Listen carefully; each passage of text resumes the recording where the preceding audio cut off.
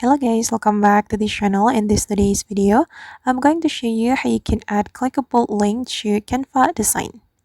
Okay, let's get into it guys. Here I have created a design in my Canva application.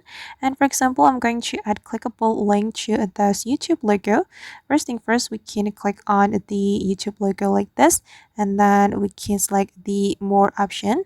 Select more and then you can scroll all the way to the right around here to find the link option. Just click on it and you can enter a link or search, and I have copied a random link from YouTube and I'm just going to paste it right here.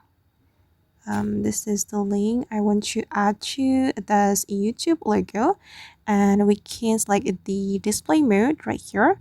I'm just going to leave it like that, and then I'm just going to go back and let's see.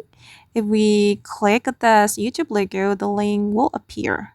Okay, this is the link I have added to this logo, and we will be able to click this link, and then the link will bring us to the YouTube video.